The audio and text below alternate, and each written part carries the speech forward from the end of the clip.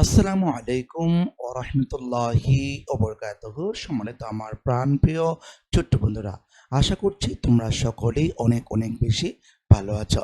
আজকে আমরা আলোচনা করব তোমাদের নতুন 2026 সালের ইংরেজি বইয়ের ইউনিট 3 থেকে। আজকে আমরা যতটুকু পারি আলোচনা করব।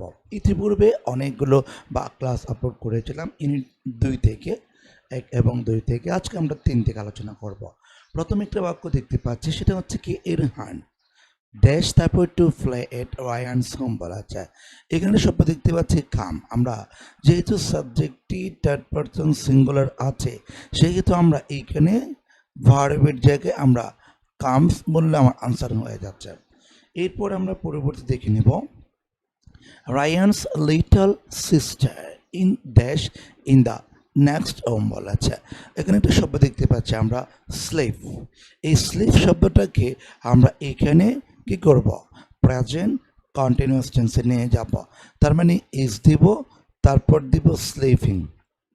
ঠিক আছে, কেননা সেই আনসারটা হচ্ছে রাইহানস লিটল সিস্টার, রাইহানের ছোট বোন এখন মানে সামনের রুমে ঘুমাচ্ছেন মানে চলমান। এটা হচ্ছে কি প্রেজেন্ট কন্টিনিউয়াস। আমরা জানি কি সাবজেক্টের পর এম ইজ আর, এই যে এম ইজ আর, এরপর ভার্বের সাথে আইএনজি, ভার্বের সাথে কি হবে, আইএনজি হবে। যদি এমনটা থাকে তখন আমরা বলতে পারি প্রেজেন্ট কন্টিনিউয়াস টেন্স। এরপর আমরা 3 নাম্বার দেখতে পাচ্ছি সাবজেক্ট আছে থার্ড পারসন সিঙ্গুলার ইরহান। ঠিক আছে, থার্ড পারসন সিঙ্গুলার। এরপর আমরা কি করতে পারি, এখানে যে শব্দটা দিয়েছে শাউট, প্রেজেন্ট ইনডিফিনিট টেন্সে আমরা এই শাউট শব্দটি SHOUT দেওয়ার পর একটি এস দেব। কেন এস দেব, ওই যে সাবজেক্টটি থার্ড পারসন সিঙ্গুলার হলে মূল ভার্বের শেষে এস বা ইএস যোগ করতে হয়। আমরা এখানে এস যোগ করলাম। এরপর আমরা 4 নাম্বার দেখে নেব। 4 নাম্বার প্র্যাকটিসে আমরা দেখতে পাচ্ছি যে রায়ান শব্দটি হচ্ছে থার্ড পারসন সিঙ্গুলার। আমার সাবজেক্টে যেহেতু থার্ড পারসন সিঙ্গুলার আসছে, তাহলে এই যে যেটা ভার্ব আছে না, ওই ভার্বের সাথে প্রেজেন্ট ইনডিফিনিট টেন্সে আমরা এস বা ইএস যোগ করতে পারি। তো আমরা এখানে কি করব, এএস কে এটার সাথে একটা এস যোগ করব। আমরা এটা পাস্ট টেন্সে নিব না। অনেকের কাছে তো প্রশ্ন থেকে যায় যে আমি কি সবসময় এস যোগ করব। স্যার, এইখানে অতীত নির্দেশক কোনো শব্দ আমি খুঁজে পাচ্ছি না, যার কারণে আমি এটি প্রেজেন্ট টেন্সে নিয়ে গেলাম। আচ্ছা, এরপর আমরা 5 নাম্বার দেখব। লেখা আছে ইরহান থার্ড পারসন সিঙ্গুলার। যেহেতু থার্ড পারসন সিঙ্গুলার আছে, এখানে নট দিয়েছে, বাক্যটা নেগেটিভ করতে বলছে। মেইন এটা তো ভার্বে, অর্থাৎ এই যে আমরা বলি সংক্ষেপে এমবি, এটা হচ্ছে এমবি ভার্ব। এরপর টু বি লাউড, যেহেতু এই বাক্যটা আমরা প্রেজেন্ট টেন্সে করতে পারি, চাইলে পাস্ট টেন্সে করতে পারি। আমরা যেহেতু অতীত নির্দেশক শব্দ নেয়, সেক্ষেত্রে আমরা এইখানে বাক্যটা শুধু শুদ্ধ করতে চাই, আমি ডিড দিলেও হচ্ছে, বাক্যটা ডাজ দিলেও হচ্ছে। ডাজন্ট হলে প্রেজেন্ট টেন্স, আর ডিডন্ট হলে পাস্ট টেন্স। ঠিক আছে, এখানে যেহেতু অতীত নির্দেশক কোনো শব্দ আমরা দেখতে পাচ্ছি না, সেক্ষেত্রে আমরা ডাজন্ট দিলেও বাক্যটা হচ্ছে। আচ্ছা, এরপর আমরা দেখে নেব 6 নাম্বার। যদি কখনো কোনো সময় লেটস দ্বারা কোনো বাক্য শুরু হয়, এরপর সর্বদা এরপরে যেটা ড্যাশ থাকবে, ওই ড্যাশে তুমি B1-এ বসাবা কোনো পরিবর্তন ছাড়াই। ঠিক আছে, B1 আছে, B1-এ থাকবে। এরপর আমরা 7 নাম্বার দেখব। লেখা আছে রায়ান থার্ড পারসন সিঙ্গুলার। এরপর আমরা দেখতে পাচ্ছি him to speak in the low voice বলা আছে। শব্দ দিয়েছে টেল। যেহেতু সাবজেক্টটি থার্ড পারসন সিঙ্গুলার আছে, আমরা কি করব, এখানে টেলস করব। সাবজেক্টটি থার্ড পারসন সিঙ্গুলার, এই জন্য ভার্বের সাথে আমরা এস বা ইএস যোগ করব। আর এখানে আমরা কোনো অতীত নির্দেশক শব্দ খুঁজে পাচ্ছি না, সেহেতু আমরা কি করতে পারি, এটি প্রেজেন্ট ইনডিফিনিট টেন্সে নিয়ে যেতে পারে। এরপর 8 নাম্বার দেখতে পাচ্ছি সাবজেক্টের পর শুড আছে। আমরা জানি কি সাবজেক্টের পর যদি শুড থাকে, এটি হচ্ছে MA মানে মডেল অক্সিলারি। তো সাবজেক্টের পর যদি মডেল অক্সিলারি থাকে এরপর সর্বদা আমরা বি ওয়ান বসাই। যেহেতু এইখানে কোনো ভার্ব দেয় নেই, বি দিয়েছে, আমরা বি বসাবো। এইটার সাথে আমরা বি ভার্ব মানে এখানে এম ইজ এর ওয়াজ ওয়ার বলতে পারি, কিন্তু এইখানে এগুলো বসাবো না। এগুলো যদি বসাই ভুল হয়ে যাবে বাক্যটা, এই জন্য আমরা বি দিয়েছে, ওই বিটাই বসিয়ে দিলাম। এরপর 9 নম্বরে দেখতে পাচ্ছি ইরহান, থার্ড পারসন সিঙ্গুলার, বলছে ভেরি থার্স্টি বলা যায়। তো এইখানে একটা শব্দ দেখতে পাচ্ছি আমরা ফিল, আমরা এই ফিল শব্দটি এইখানে যেভাবেই আছে সেভাবে বসাবো। ভার্বের শেষে একটা এস যোগ করব, কেননা সাবজেক্টটি থার্ড পারসন সিঙ্গুলার হলে মূল ভার্বের শেষে আমাকে এস বা ইএস যোগ করতে হয়। আচ্ছা, এরপর আমরা 10 নম্বর দেখব। 10 নম্বর দেখতে পাচ্ছি ওয়ান হচ্ছে থার্ড পারসন সিঙ্গুলার। এরপর লেখা আছে to bring a glass of water.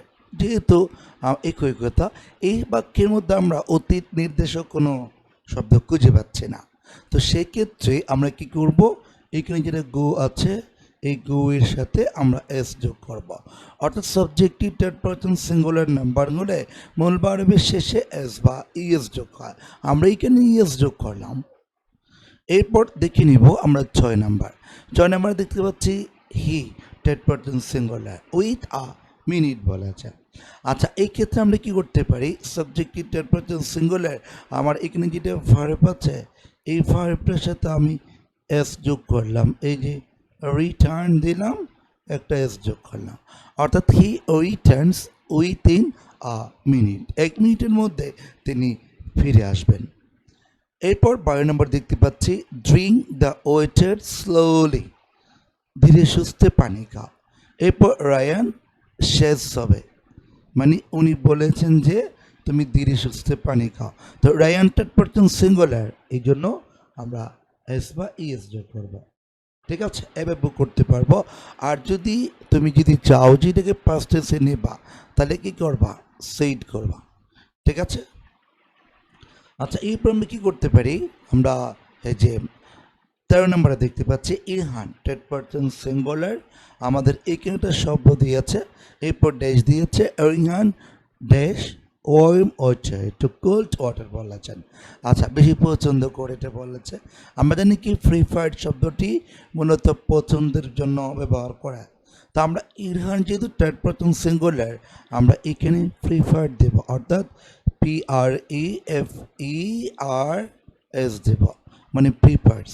Subjected person singular হলে মূল ভার্বের শেষে আমাকে এস বা ইএস যোগ করতে হয়। ঠিক আছে।